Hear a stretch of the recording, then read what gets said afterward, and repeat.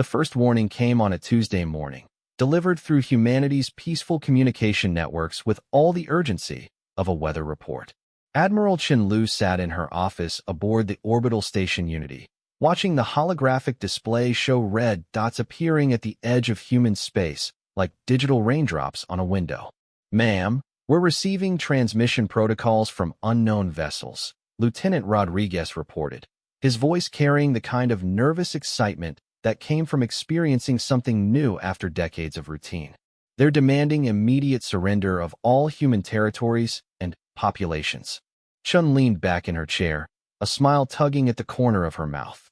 She was 73 years old, had served in the Peaceful Space Corps for 45 years, and had never seen actual combat. None of them had.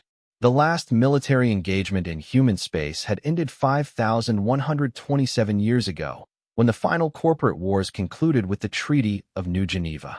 "Are they serious?" she asked, genuinely curious rather than alarmed. "They appear to be, Admiral. The transmission includes detailed surrender terms, timeline requirements, and what they call consequences for resistance." Rodriguez paused, consulting his display. "They've given us 72 hours to respond with complete capitulation." Chen stood and walked to the massive viewport that dominated one wall of her office. Beyond the transparent aluminum, she could see the sprawling beauty of human civilization spread across the solar system. Orbital cities glittered like jewels on invisible strings, their populations living in comfort and prosperity that their ancestors could never have imagined. Mars gleamed red and green where terraforming had created vast gardens and cities.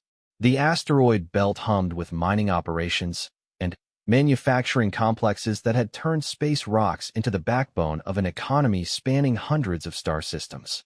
It was beautiful, peaceful, and utterly secure. Humanity had solved war the same way they'd solved hunger, disease, and scarcity, through technology, cooperation, and the simple recognition that conflict was inefficient. "How many ships are we looking at?" Chen asked, still gazing out at the peaceful vista. "Initial scans suggest approximately 10,000 vessels of various sizes. The largest appear to be roughly equivalent to our Class 7 freight haulers." Chen blinked in surprise. 10,000? That's quite a fleet. She turned back to Rodriguez. "What do we know about their technology?" "Preliminary analysis suggests fusion-based propulsion, basic energy shielding, and what appear to be kinetic and directed energy weapons. Their technology appears to be roughly analogous to human military systems from about 3,000 years ago." The Admiral felt her smile grow wider. 3,000 years ago? Before the technology renaissance? "Yes, ma'am. Our analysts are puzzled by several aspects of their technology. It seems specifically designed for warfare rather than efficiency or sustainability. Most of their ship mass appears to be dedicated to weapons systems, armor, and what our computers identify as intimidation displays." Chen walked to her desk and activated the communication system. "Give me a direct line to Earth Central Command. Priority 1, but not emergency status." She paused, thinking. "Also, send a message to the Museum of Military History. Tell them they might want to dust off some of their older exhibits." While Rodriguez worked to establish the connections, Chen reviewed the alien transmission on her personal display. The message was surprisingly formal, written in what appeared to be carefully translated human languages. It spoke of the inevitable expansion of the Corvaxi Empire, the futility of resistance by inferior species, and the honor of serving the superior race. The language patterns were fascinating from an anthropological perspective. Chen had studied ancient human history as a hobby, and the aliens' demands reminded her of communication styles from humanity's own violent past. They seemed to expect fear, submission, and desperate negotiations for mercy. "Admiral, I have Earth Central Command on the line," Rodriguez announced. "Thank you, Lieutenant. Transfer it to my private office." Chen walked into her smaller, more intimate office space and activated the secure communication link. General Harrison's weathered face appeared in the holographic display, looking exactly as calm and unworried as Chen felt. "Chun, good to hear from you. I assume this is about our unexpected visitors." "Hello, Marcus." "Yes, it seems we have a situation that calls for some historical consultation. How's retirement treating you?" Harrison laughed, a warm sound that filled the small office. Retirement's been wonderful until today. Now I'm getting called back to help figure out what these aliens actually want and how we should respond. It's like getting asked to explain how to use a stone axe. That's probably a better analogy than you realize, Chin said, forwarding the alien transmission data. Take a look at their demands and tell me what you think. She watched Harrison's face as he reviewed the material, seeing his expression shift from mild curiosity to open amusement. The general had been born during the last century of the peaceful era, when stories of ancient human warfare were still fresh in cultural memory. Chun, this is remarkable. They're using conquest protocols that humans abandoned when we realized warfare was economically inefficient. Look at these terms. They want tribute payments, territorial concessions, and population relocations. They're planning to govern through fear and resource extraction. I noticed that too. It's like receiving a challenge to trial by combat in the age of digital arbitration. Exactly. The question is, how do we respond? We can't exactly explain 5,000 years of social evolution in a return message. Shin pulled up another display showing the current status of humanity's space-based infrastructure. The numbers were staggering even to someone who worked with them daily. Humanity now occupied 347 star systems, with populations totaling just over 800 billion people. The economy had grown beyond the need for traditional resource constraints, with fusion power, advanced manufacturing, and closed-loop environmental systems providing abundance for everyone. More importantly, humanity had solved the problem that had driven warfare throughout their early history. When resources were infinite and space was unlimited, there was simply no logical reason for conflict between groups. The last human military forces had been disbanded 2,847 years ago when the final planetary defense forces were converted to emergency response services. Marcus, I'm looking at our current infrastructure reports. Do you realize we have more automated manufacturing capacity in the asteroid belt alone than these aliens probably possess in their entire empire? I was just thinking the same thing. Chun, I don't think they understand what they're challenging. Based on these technology scans, they're bringing fusion rockets to a gravitational engineering fight. Chun laughed at the image. Should we send them a polite decline of their generous offer to surrender? That might be the most reasonable approach. Though I admit, part of me is curious to see what actual military technology looks like when it's designed by a species that never solved the efficiency problem. The communication link chimed with an incoming priority message. Chen accepted the connection, and Dr. Sarah Okafor's face appeared alongside Harrison's image. As director of the Xenocultural Studies Institute, Sarah had spent her career studying the theoretical question of how humanity might communicate with alien species. Chun, Marcus, I hope you don't mind me joining this conversation uninvited. The academic community is absolutely fascinated by this first contact scenario. Sarah, perfect timing. We were just discussing how to respond to what appears to be a formal declaration of war from a species that doesn't understand our current technological capabilities. That's exactly what I wanted to discuss. I've been analyzing their communication patterns, and I think these aliens, they call themselves the Korvaxi, are operating under assumptions that were probably accurate for them when they first developed space travel, but haven't been updated to account for technological development. Chin frowned. What do you mean? Think about human expansion patterns before the technology renaissance. When resources were scarce and technology was limited, expansion meant conquest. You needed to take resources from others to support your growing population. These aliens appear to be stuck in that mindset. Harrison nodded thoughtfully. So they see a successful, widespread human civilization and assume we must be a military threat because that's how they understand expansion. Exactly. They probably can't conceive of a species that grows through cooperation and innovation rather than conquest. To them, our peaceful expansion across 347 star systems looks like the build-up for a massive imperial war. Chin walked back to her viewport, looking out at the bustling, peaceful activity of human space. Ships moved in orderly patterns, following optimal efficiency routes calculated by AI systems that had been refining transportation algorithms for millennia. Everything she could see had been built through cooperation, shared knowledge, and the simple recognition that helping others ultimately helped yourself. So they're attacking us because they think we're about to attack them? It's more complex than that.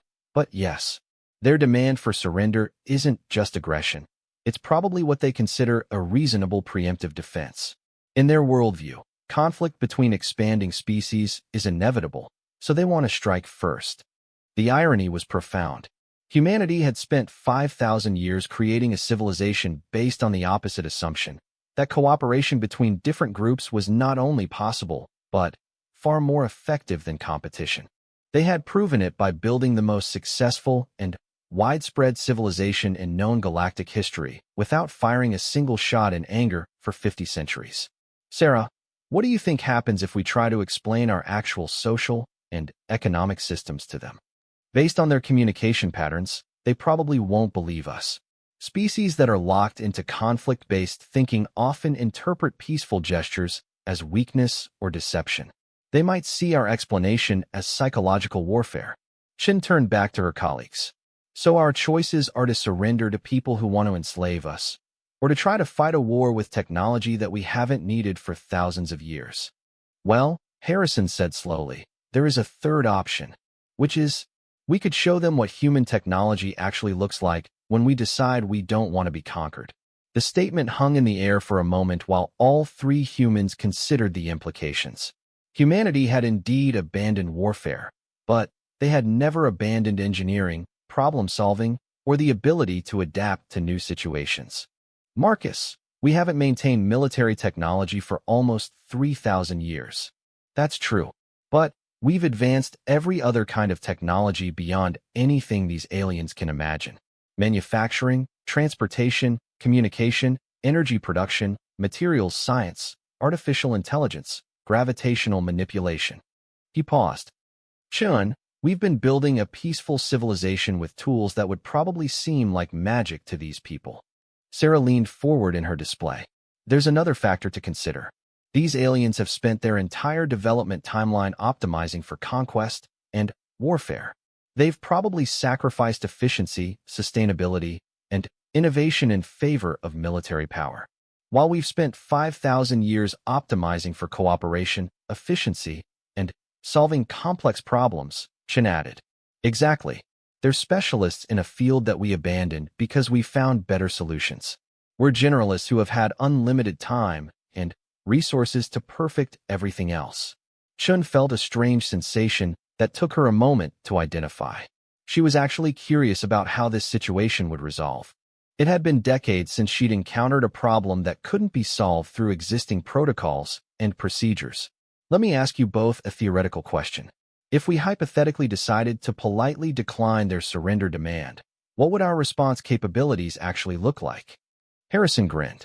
Chun, that's not a theoretical question anymore. Earth Central Command started running preliminary analyses the moment we received the alien transmission. The results are enlightening. How enlightening? Well, for example, a standard human cargo vessel from any of our trade routes carries more advanced technology than their entire invasion fleet.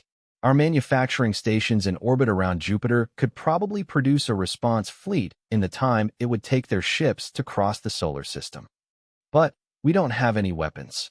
No, but we do have tools. Lots and lots of very advanced tools. Sarah laughed suddenly. Oh my God, you're right. We've been thinking about this wrong. They're not threatening a military civilization. They're threatening a civilization of engineers who have had 5,000 years to perfect engineering. Shin felt her own laughter building as the situation became clear. These people are challenging humanity to an efficiency contest. And we've been practicing efficiency for 5 millennia while they've been practicing shooting at each other. The Admiral walked back to her desk and sat down, her mind already beginning to work on the logistics of the problem. How do you respond to an invasion when you're a peaceful civilization? Simple. You solve it the same way you solve any other engineering challenge. Rodriguez, she called to her aide in the outer office. Yes, ma'am. Send a message to the alien fleet. Tell them we appreciate their generous offer, but we're going to have to decline. Also, inform them that if they proceed with hostile actions against human territories, they will be subject to standard defensive response protocols. Should I ask what those protocols are, Admiral? Chun looked at Harrison and Sarah, all three of them sharing the same bemused expression. To be honest, Lieutenant, we're going to have to figure that out. It's been a while since anyone tried to attack us. After Rodriguez left to craft the diplomatic response, Chin turned back to her colleagues. Marcus, how long would it take to red-ask our manufacturing infrastructure for defensive purposes? If we're talking about basic defensive measures? Hours. If we want to be creative about it, maybe a day or two. And, Sarah, how long do you think it would take these aliens to realize they've made a significant miscalculation? Based on their technology and approach, I'd guess about 5 minutes after they encounter our actual capabilities. Chen nodded slowly, already beginning to appreciate the irony of the situation. Humanity had become so successful at avoiding conflict that they had inadvertently become incredibly dangerous to anyone who insisted on creating conflict. The aliens were about to discover that challenging a civilization that had perfected peace was not the same as challenging a civilization that had never learned to fight. The Korvaxi War Commander Zethkar reviewed the human response transmission with growing confusion. In his 4 centuries of military service, he had never encountered such a peculiar reply to a proper conquest demand. The message was polite, almost friendly, and completely failed to demonstrate the appropriate fear or desperate negotiation attempts that marked intelligent species facing inevitable defeat. Communications specialist Veltar, verify this translation, he commanded, his scaled features showing the irritation that came from encountering the unexpected. These humans appear to be declining our generous offer to avoid total annihilation. Veltar, a younger Korvaxi with the bright yellow markings that indicated technical specialization, worked at her station for several moments before responding. War Commander, the translation is accurate. They have thanked us for our generous offer, but stated they will have to decline. They also mentioned something called Standard Defensive Response Protocols. Zethkar felt his spinal ridges rise in agitation. In a career spanning the conquest of 17 star systems and 43 species, he had learned to read the patterns of surrender. Some species tried to negotiate. Others attempted desperate defensive preparations. A few chose immediate submission to minimize casualties. Never had he encountered a species that simply said, "No thank you," as if declining an invitation to a social gathering. What do we know about human military capabilities? He asked his tactical advisor, Warthinker Cardon. Cardon consulted the data displays surrounding his position. War Commander, this is where our intelligence becomes unusual. According to our long-range observations, humans have expanded across 347 star systems over approximately 5,000 standard years. Excellent. A mature military civilization with extensive conquest experience. That's what we initially assumed. However, our detailed scans show no evidence of military installations, weapons platforms, or defense fleets throughout their territory. Zethkar's confusion deepened. No defenses? How did they expand across 347 systems without military force? Unknown, War Commander. Their expansion appears to have been entirely peaceful. We have monitored their communications for several rotations and found no evidence of internal conflicts, territorial disputes, or military operations of any kind. That's impossible.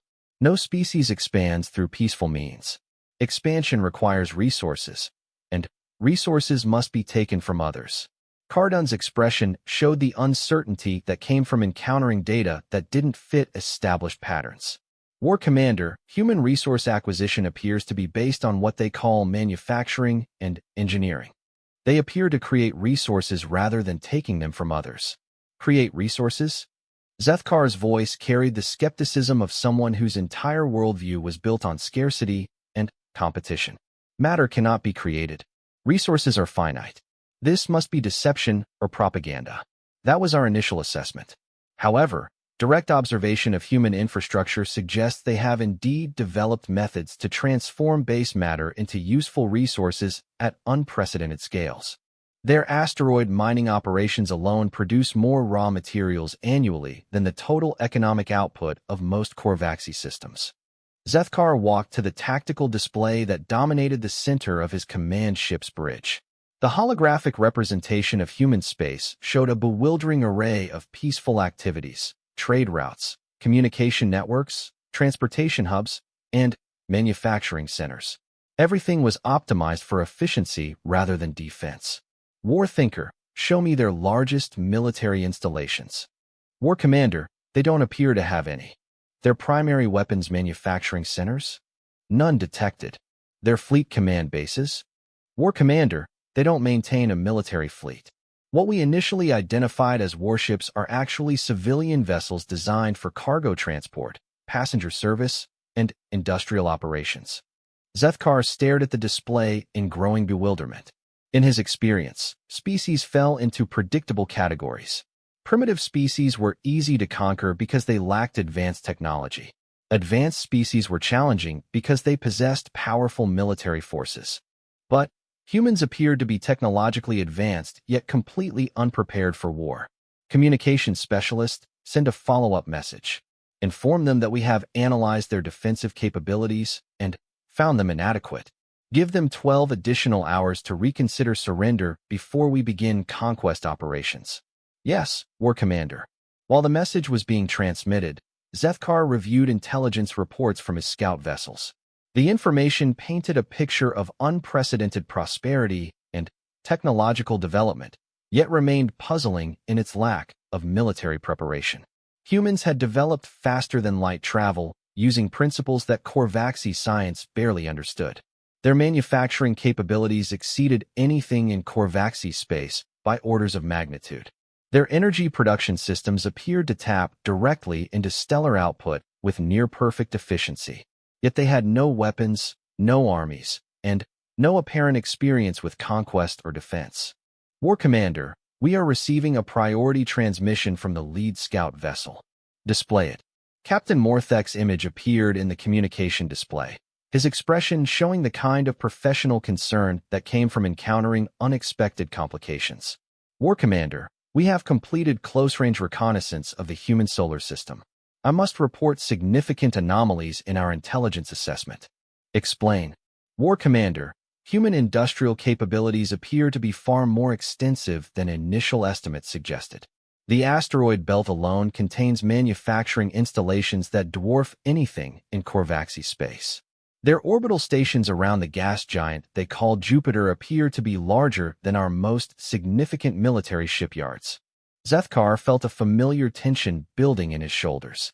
Complicated conquests usually involved unpleasant surprises, and this mission was becoming more complicated by the hour. Captain, do these installations pose a military threat? That's unclear, War Commander. They don't appear to be designed as weapons, but their scale and technological sophistication are concerning. Also, we have detected what appears to be extensive automation throughout human space. Many of their largest operations appear to require minimal biological oversight. Automation of what? Everything, War Commander. Manufacturing, transportation, resource extraction, construction, maintenance. Their entire civilization appears to operate with a level of mechanical efficiency that our analysts find difficult to quantify. Zethkar considered this information carefully. High levels of automation usually indicated either a very advanced civilization or one that had suffered significant population losses. Given humanity's apparent prosperity, the former seemed more likely. Captain, what is your assessment of their combat readiness? War Commander, they appear to have no combat readiness whatsoever. However, they also appear to have industrial capacity that could potentially produce significant defensive capabilities very quickly if they chose to do so. How quickly? Based on their current manufacturing output rates, possibly within hours or days rather than months or years. This was unprecedented in Zethkar's experience. Most species required significant time to shift from peaceful to military production. The process involved complex logistical challenges, resource reallocation, and technical development cycles that typically measured in standard years. Communications specialist, has there been a response to our second message? Yes, War Commander. The humans have sent another polite message thanking us for our patience and suggesting that we might want to reconsider our current course of action. They have also provided what they call informational materials about their civilization. Display these materials. The information package that appeared on Zethkar's displays was unlike anything he had encountered in decades of conquest operations. Instead of desperate intelligence about defensive capabilities or panicked diplomatic overtures, the humans had sent what appeared to be educational content. The materials included detailed explanations of human technological development, economic systems, and social organization. Reading through them, Zethkar began to understand why this mission felt so unusual. Humans had indeed solved the resource scarcity problems that drove most interstellar conflicts. Their fusion technology provided unlimited energy. Their manufacturing systems could transform basic matter into any needed materials. Their agricultural systems produced food abundance without environmental destruction. Most remarkably, they had developed social systems that eliminated internal competition for resources. Because abundance was available to everyone, there was no logical basis for conflict between groups. War thinker Cardon analyzed these materials and provided a tactical assessment. While his advisor worked, Zethkar considered the strategic implications of the information. If humans truly possessed post-scarcity technology, then conquest might not provide the usual benefits. Taking resources from people who could create unlimited resources served no practical purpose. War Commander, preliminary analysis suggests these materials are accurate rather than propaganda. Human technological capabilities appear to be genuine and far more advanced than our initial estimates. In what areas? Energy production, materials science, manufacturing automation, transportation efficiency, and what they call systems optimization. War Commander, in many technological categories, humans appear to be centuries ahead of core vaccine development. But they have no military technology?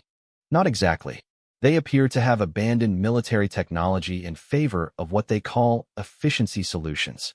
However, their efficiency solutions often involve capabilities that could be easily adapted for military purposes. Zethkar felt the first stirrings of genuine concern. Explain. For example, their standard cargo vessels use propulsion systems more advanced than our military ships. Their manufacturing stations routinely manipulate matter at the molecular level. Their communication networks operate faster and more reliably than our military command systems. Are you suggesting they could be a military threat despite having no military forces? War Commander, I'm suggesting they might represent a different kind of threat altogether. Our conquest strategy is based on overcoming inferior technology with superior force. But if their technology is superior to ours, traditional conquest approaches might not be effective. Zethkar walked back to his command station, considering options that had never needed to be considered before. The Korvaxi Empire had grown through a simple formula. Identify species with valuable resources, evaluate their defensive capabilities, apply sufficient force to overcome resistance, extract resources to fuel further expansion. But humans appeared to break every assumption underlying that formula. Communications Specialist, how long until our fleet reaches optimal attack position? 18 hours, War Commander. Excellent. Send a final message to human leadership.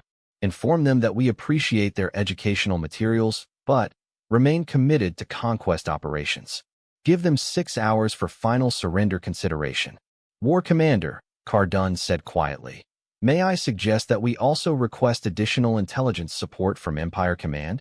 This situation appears to be developing beyond our standard operational parameters. Zethkar nodded grimly. Agreed.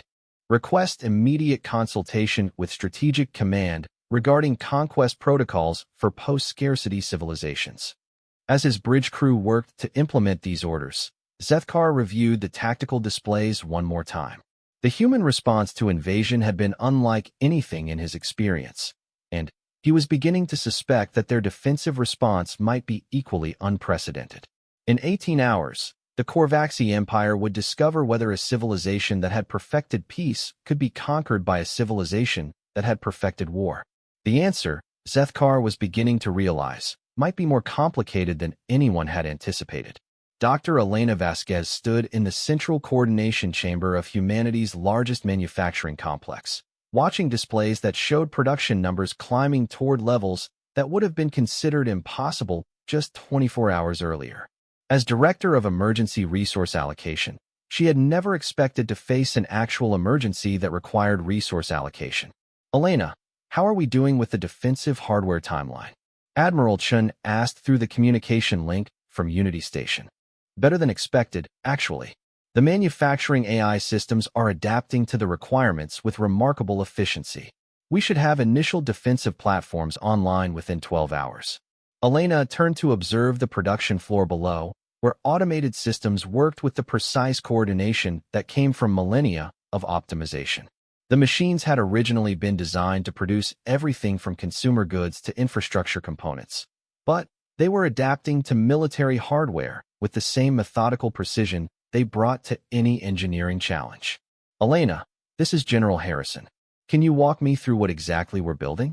I'm still having trouble wrapping my head around the concept of improvised defense systems.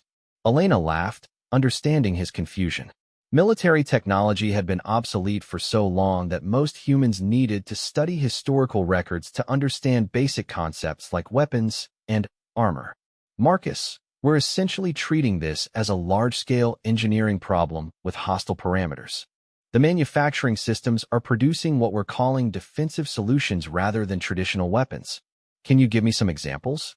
Elena consulted her displays, which showed production lines retasking themselves for purposes their original designers had never imagined.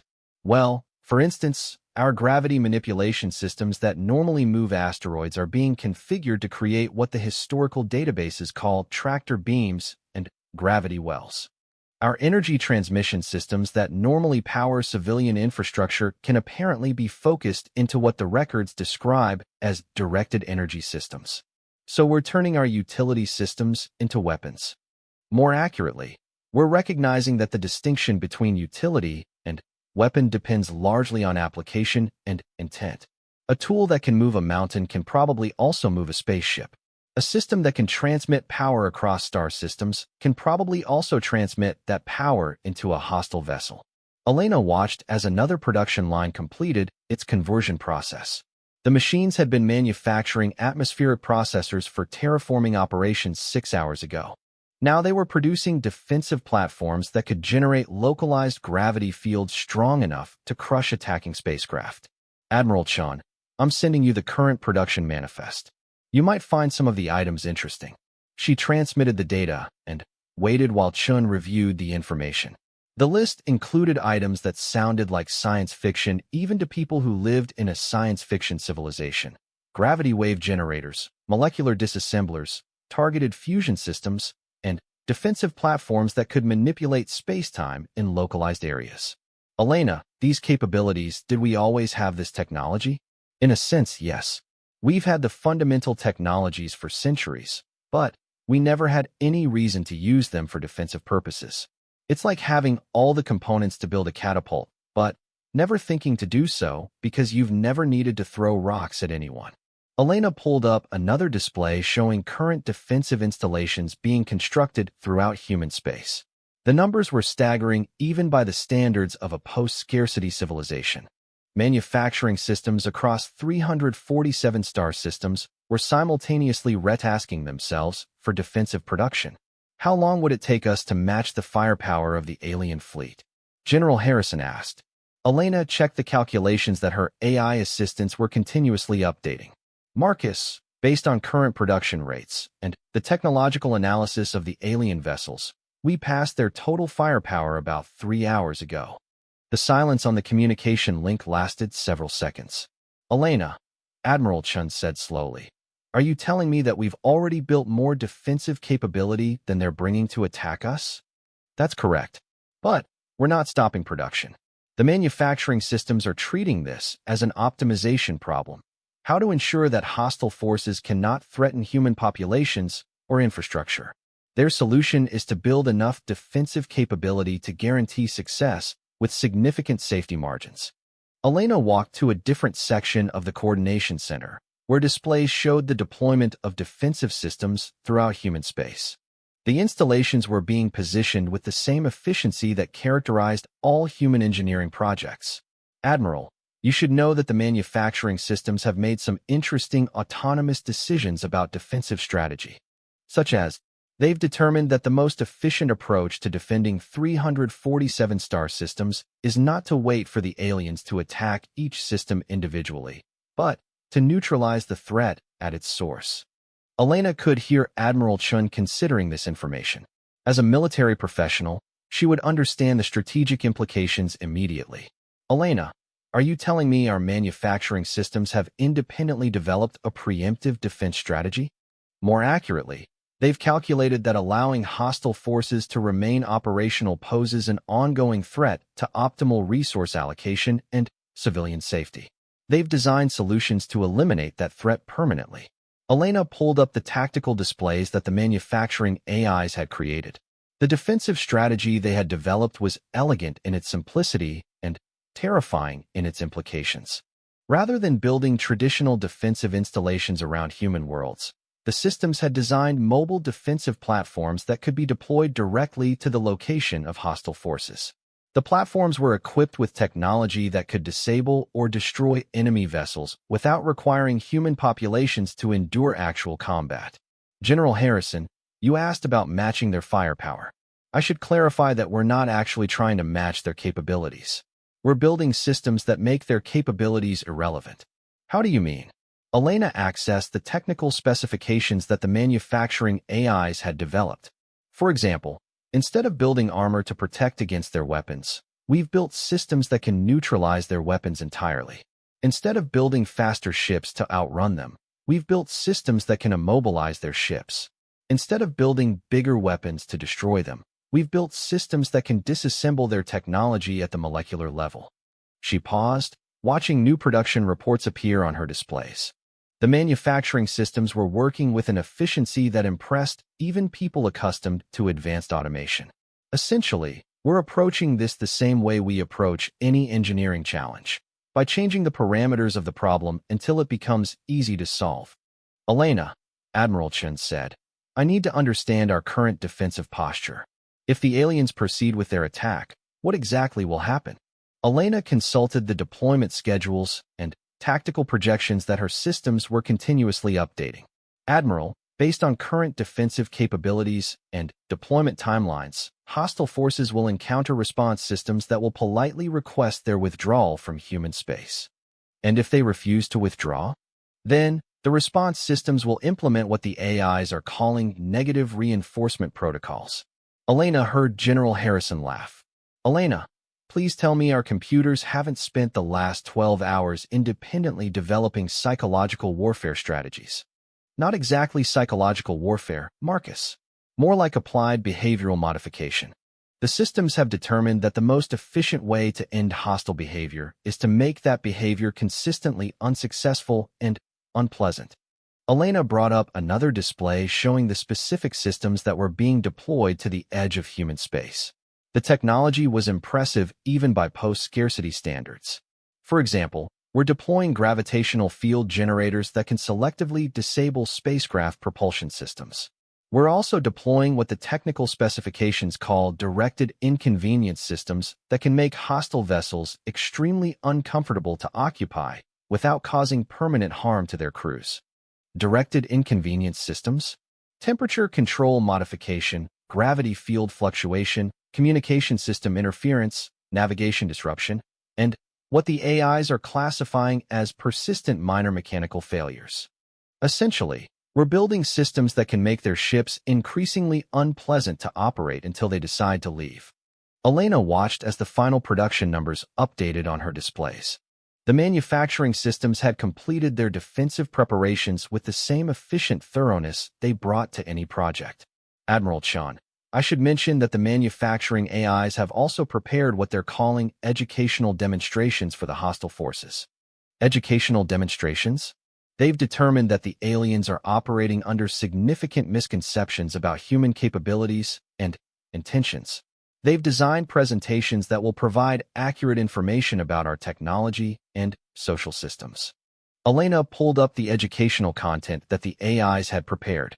It was comprehensive, well-organized, and designed to be easily understood by species operating under scarcity-based assumptions. The systems believe that once the aliens understand our actual capabilities and peaceful intentions, they will recognize that conquest is both impossible and unnecessary.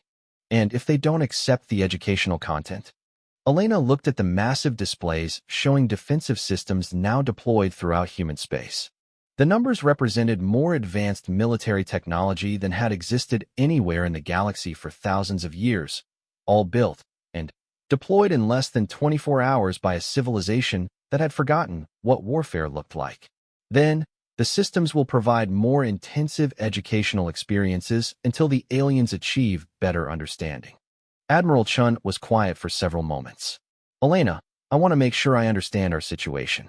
In response to a threatened invasion, our manufacturing systems have independently built enough defensive technology to defeat the alien fleet, developed non-lethal methods to disable their forces, created educational content to explain our peaceful intentions, and designed escalating response protocols to ensure they leave our space.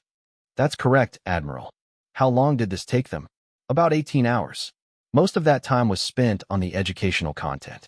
Apparently, explaining post-scarcity economics to scarcity-based civilizations requires careful pedagogical consideration. Elena heard both Admiral Chun and General Harrison laughing.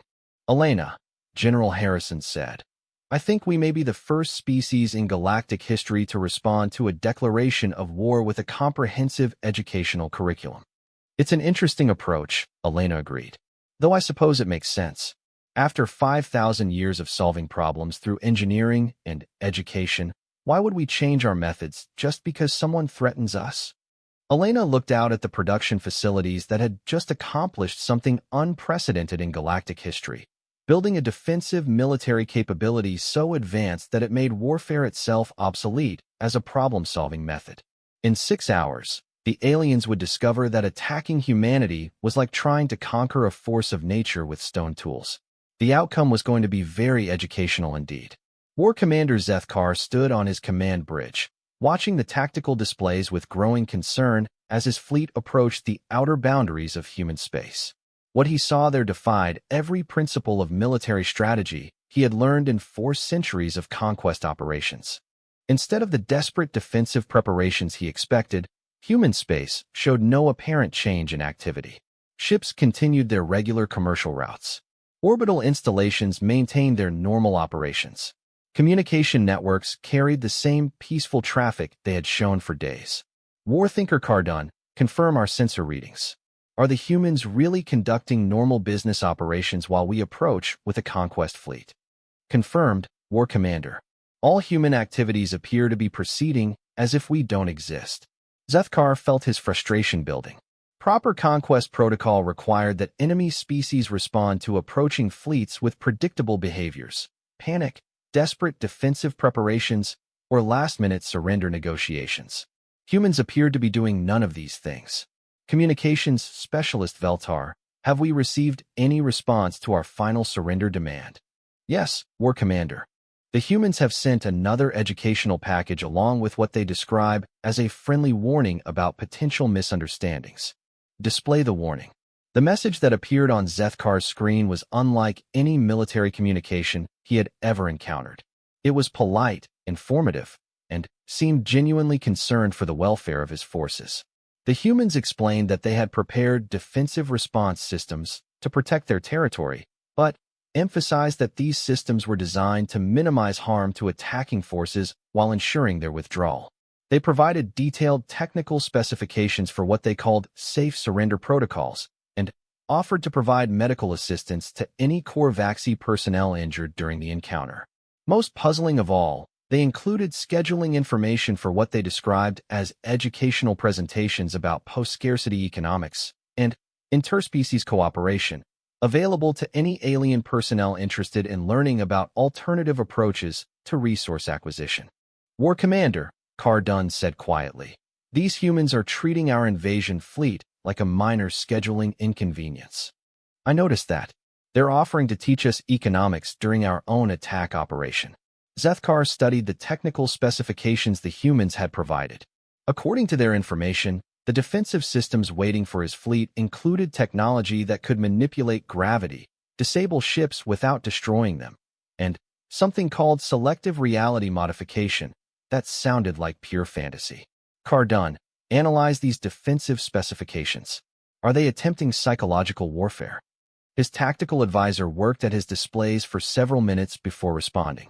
War Commander, if these specifications are accurate, then psychological warfare would be unnecessary.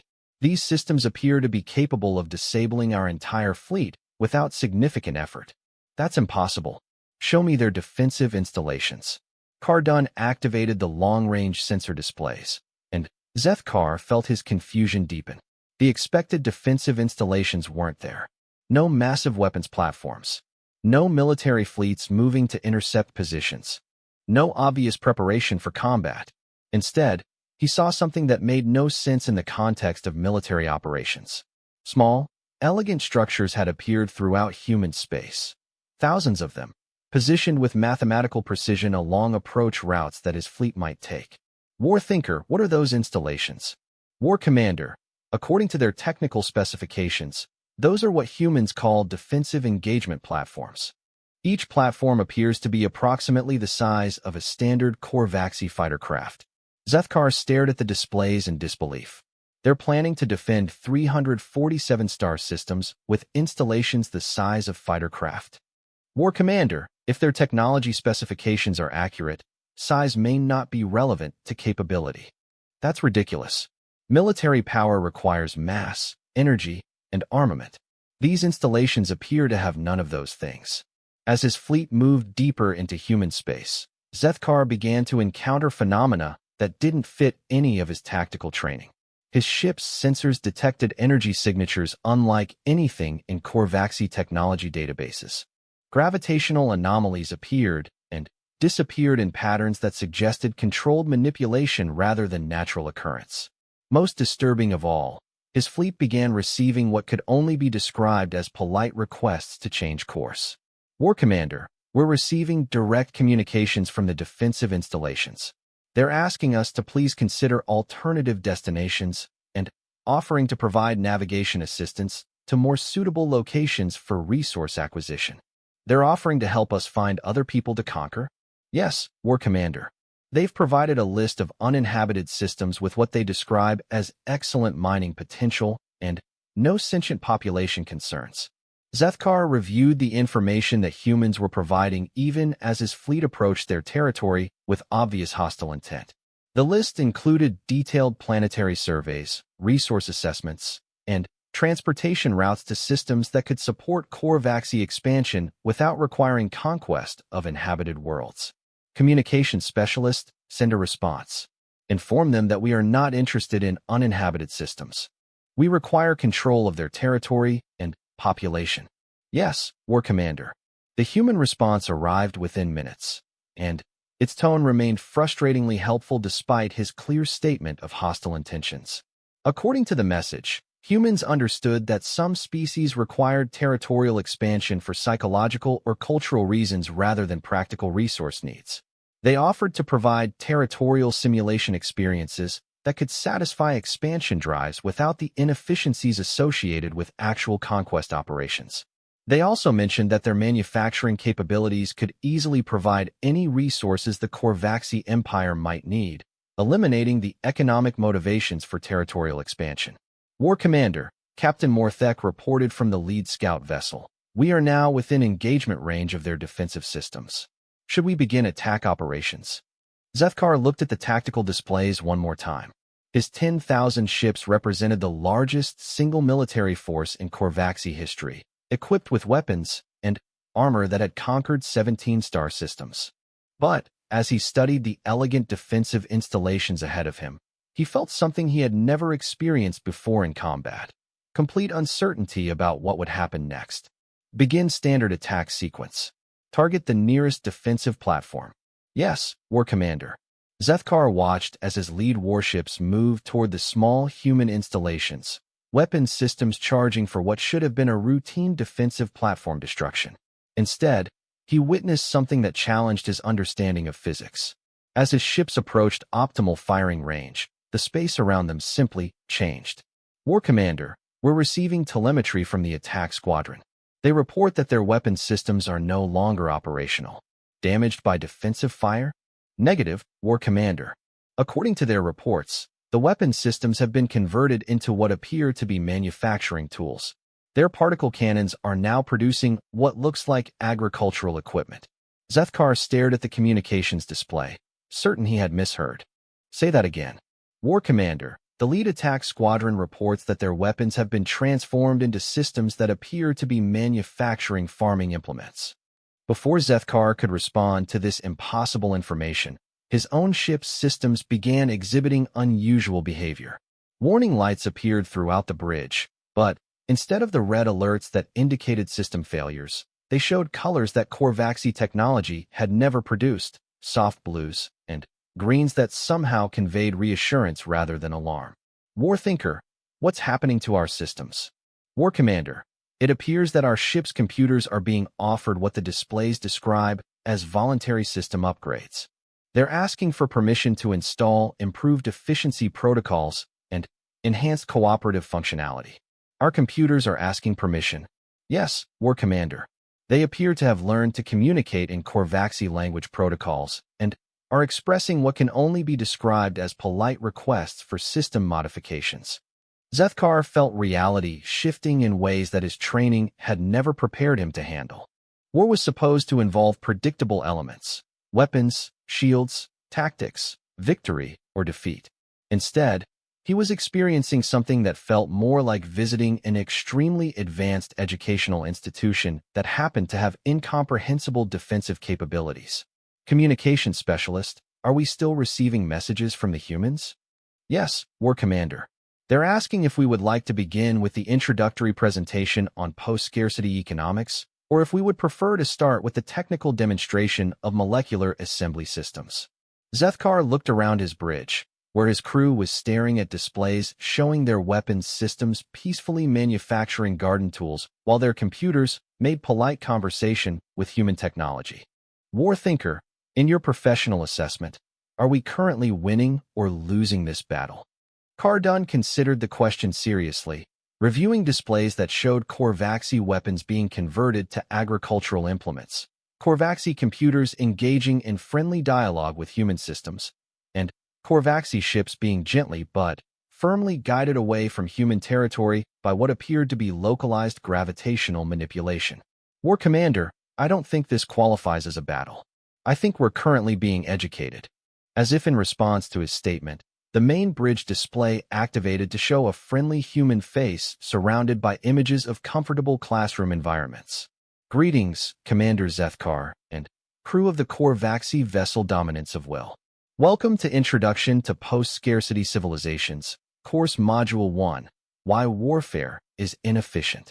Please make yourselves comfortable. This presentation will take approximately 2 hours, followed by a question and answer session. Zethkar looked at his tactical advisor, his communication specialist, and his bridge crew, all of whom were staring at displays that now showed course schedules, reading materials, and what appeared to be assignment deadlines for essays on cooperative resource management in multi-species contexts. War Thinker, I don't think we're invading them. No, War Commander. I think they're teaching us. Zethkar sat down heavily in his command chair as the human presentation began with an overview of basic economic principles that the Korvaxi Empire had apparently never considered. For the first time in 4 centuries of military service, he was beginning to suspect that he might learn something today. 6 months after the Korvaxi fleet had been gently but firmly enrolled in what historians would later call the Great Educational Intervention, Admiral Chen stood in her office aboard Unity Station, watching the most unusual diplomatic ceremony in human history. Through the massive viewport, she could see the transformed Korvaxi vessels arranged in precise formation around the newly constructed Interspecies Cooperation Research Station. The alien ships barely resembled their original military configuration. Human manufacturing systems had spent the past months helping the Korvaxi upgrade their technology, converting weapons systems into research equipment, and transforming conquest vessels into exploration and manufacturing platforms. Admiral, the ceremony is ready to begin, Lieutenant Rodriguez announced, his voice carrying the bemused satisfaction that had become common among human military personnel since they discovered their role as inadvertent educators. Thank you, Lieutenant. Open channels to all participants. The communication display activated to show a remarkable gathering. Commander Zethkar appeared from his flagship, now called Productive Collaboration, instead of its original name, Dominance of Will. His appearance had changed dramatically over the past 6 months. The aggressive military bearing had been replaced by the thoughtful demeanor of someone who had recently discovered that the universe was far more interesting than he had previously imagined. General Harrison joined from Earth, still adjusting to his unexpected role as Director of Interspecies Military Education. Dr. Sarah Okafor appeared from the Xenocultural Studies Institute, which had expanded into the largest academic department in human space practically overnight. Elena Vasquez connected from the manufacturing complex, which had become the center of an unprecedented technology-sharing program. Admiral Chun, Commander Zethkar began, his voice carrying none of the aggressive authority it had possessed during his invasion attempt. On behalf of the Korvaxi Exploration and Learning Fleet, I want to express our gratitude for this opportunity to participate in what you call productive interstellar relationships. Chun smiled at the transformation. The Korvaxi commander had initially struggled with the concept that relationships between species could be beneficial rather than competitive, but had proven to be a remarkably quick study once he understood the basic principles. Commander Zethkar, we're honored to welcome the Korvaxi people as our first interstellar research partners. How are your crews adapting to their new roles? Admiral, the transition has been educational. My tactical officer Cardun has become particularly interested in what humans call logistics optimization. He has submitted 3 papers to your engineering journals and is currently working on a comparative study of military versus civilian resource allocation efficiency. Chun heard General Harrison chuckle. Commander, I understand that your communications specialist has also found new interests. Yes, General Harrison. Veltar has become fascinated by what she calls cooperative linguistics. She is currently developing translation protocols to help other species understand post-scarcity economic concepts. Apparently, most languages lack adequate terminology for describing abundance-based social systems. Elena Vasquez leaned forward in her display. Commander, I wanted to ask about your manufacturing personnel. How have they responded to collaborative production methods? Zethkar's expression showed the wonder that still appeared whenever he discussed the technological revelations his people had experienced. Elena, they are amazed by what they call creative manufacturing. For their entire careers, they built only weapons and military equipment. Now they are learning to build tools for exploration, research, and what you call quality of life enhancement. Have they encountered any difficulties with the transition? The opposite, actually. They report that creative manufacturing is far more intellectually satisfying than military production. One of my chief engineers told me that he had never realized how limited his skills had become when restricted to building devices for destruction. Dr. Okafor joined the conversation from her research station. Commander, I've been particularly interested in the social changes your crews have experienced. Can you describe how discovering post-scarcity technology has affected Korvaxi culture? Zethkar paused, considering the question carefully. Dr. Okafor, it has been transformative.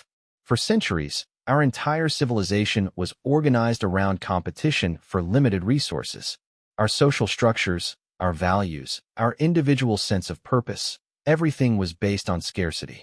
And now we are learning to think differently about almost everything. When resources are unlimited, competition becomes unnecessary. When basic needs are guaranteed, individuals can pursue what humans call personal fulfillment rather than mere survival. Chun watched the displays showing the joint research projects that had developed over the past months. Korvaxi engineering specialists worked alongside human researchers on projects that neither species could have imagined alone. The collaboration had proven to be remarkably productive, combining human innovation with Korvaxi practical experience to solve problems that had challenged both civilizations. Commander, what feedback have you received from your government about these developments? Zethkar's expression became more complex. Admiral, that has been the most challenging aspect of our transformation. The Korvaxi Empire was built on conquest and expansion.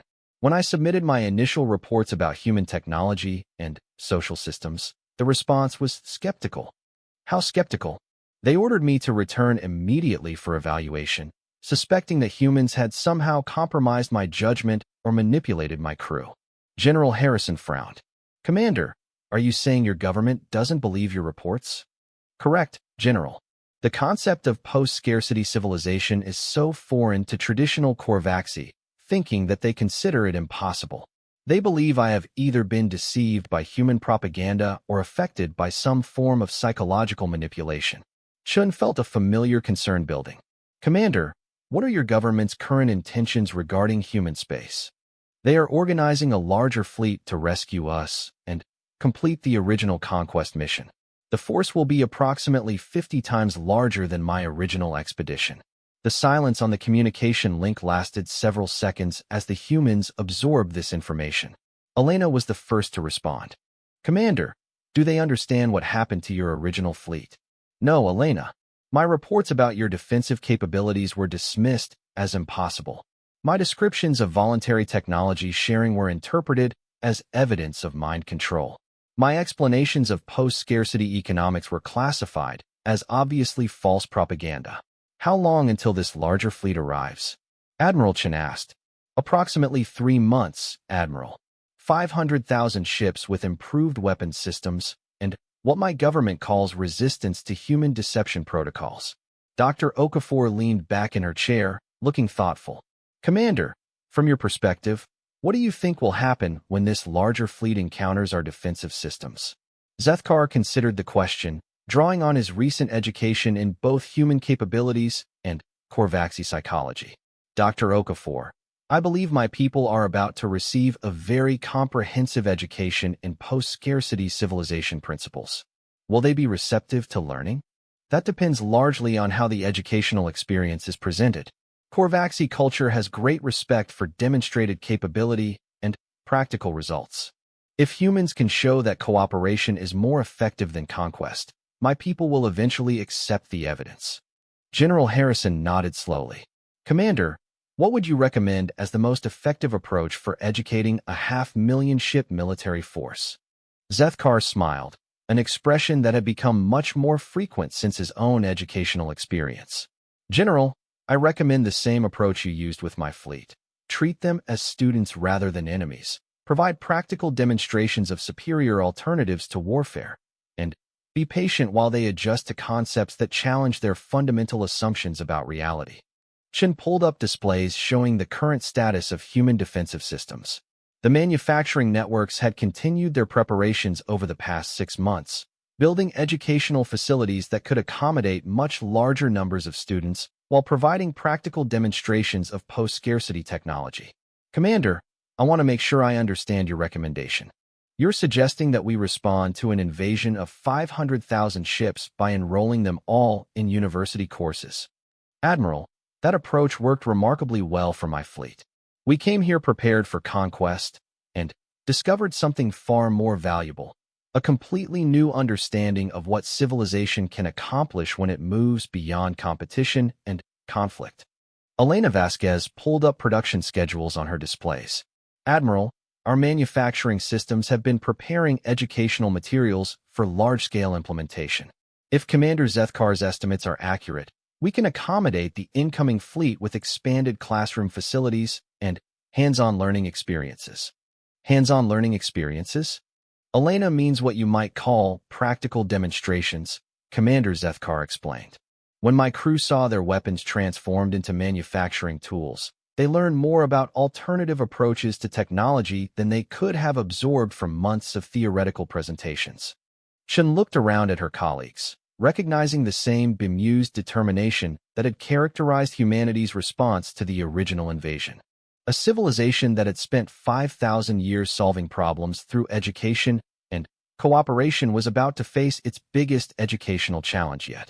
All right, people. It looks like we're about to become the largest university in galactic history. Elena, start expanding our educational infrastructure. General Harrison, work with Commander Zethkar to develop curriculum appropriate for large-scale military audiences. Dr. Okafor, prepare comprehensive materials on interspecies cooperation and post-scarcity economics. And if they refuse to learn? Rodriguez asked from his position. Chen looked out at the peaceful vista of human space, where former invasion ships now worked alongside human vessels on research projects that were advancing knowledge for both species. Lieutenant, we'll do the same thing we did the first time. We'll be patient, persistent, and helpful until they understand that cooperation is more interesting than conquest. Commander Zethkar's image nodded approvingly. Admiral, In my experience, humans are excellent teachers. My government is about to discover that attacking you is like trying to conquer a library. How so, Commander? You can't defeat a library through force. You can only learn from it. And once you start learning, you discover that you never want to stop. Chun smiled as she looked at the displays showing the preparations for what would either be the largest military engagement or the largest educational program in galactic history. Knowing humans, it would probably be both.